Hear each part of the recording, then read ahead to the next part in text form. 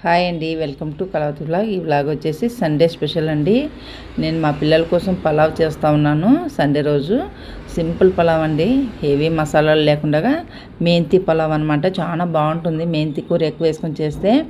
ఇక్కడ వచ్చి ఉల్లిగడ్డలు, చెక్క, లవంగాలు, మిరియాలు, జీలకర్ర వేసి బాగా కలుపుకున్నాను ఆయిల్లో. తర్వాత కరివేపాకు, పచ్చిమిరపకాయలు వేసుకొని ఒక కట్ట చిన్నదండి మెంతి కూర వేసుకున్నాను.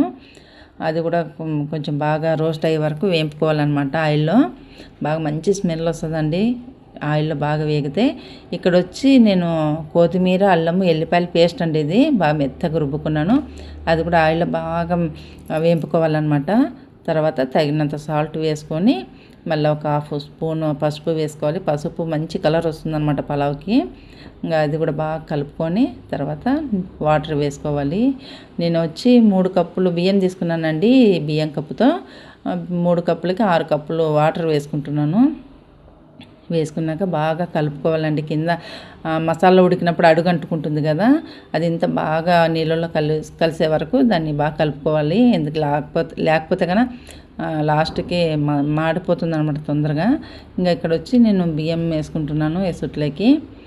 దీన్ని కూడా ఒక రౌండ్ తిప్పుకొని మూత పెట్టేసి మళ్ళీ ఒక 10 నిమిషాల తర్వాత మళ్ళీ మూత ఓపెన్ చేసుకొని కలుపుకోవాలి. ఎందుకంటే ఆయిల్ అంతా అన్నం పైనకి వచ్చేసి ఉంటుంది కాబట్టి మళ్ళీ కిందికి పైకి ఒక రౌండ్ కలుపుకొని మూత పెట్టేయాలన్నమాట. ఇంకా ఇప్పుడు అన్నం అంతా బాగా మగ్గిపోతుంది. ఇంకా కింద నుంచి పై వరకు ఆయిల్ అంతా బాగా మెతుకులకు పట్టి బాగా మగ్గిపోతుంది అన్నము. చూడండి పలావ్ ఎంత బాగా వచ్చిందో. ఇక్కడ నెయ్యి, కొత్తిమీర వేసుకోవాలన్నమాట. నెయ్యి వేసేటప్పుడు నేను వీడియో స్టార్ట్ చేసుకోలేదండి. నెయ్యి వేసినాను ఫస్ట్, తర్వాత కొత్తిమీర వేసుకున్నాను. చాలా మంచి స్మెల్ వస్తుందండి పలావ్ అయితే. మీరు ఒకవేళ మెంతి ఎక్కువ ఇష్టపడే వాళ్ళు అయితే కొంచెం ఎక్కువ వేసుకోండి. చాలా బాగుంటుంది మెంతి పలావ్.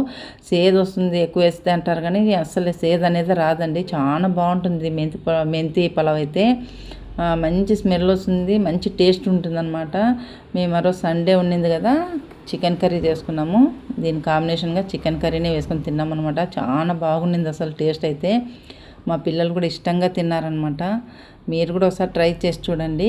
మెంతి వేసుకొని పలావ్ చేసుకోండి. సింపుల్ వంట అండి ఇది. అసలు హెవీ మసాలాలు లేకున్నట్లా బాగా తొందరగా అయిపోతుంది. మీకు నచ్చినట్లయితే లైక్, షేర్, సబ్స్క్రైబ్ చేసుకోండి. ఈ పలావ్ మీరు కూడా ట్రై చేయండి. ఎలా ఉందో నాకు కామెంట్ చేసి చెప్పండి.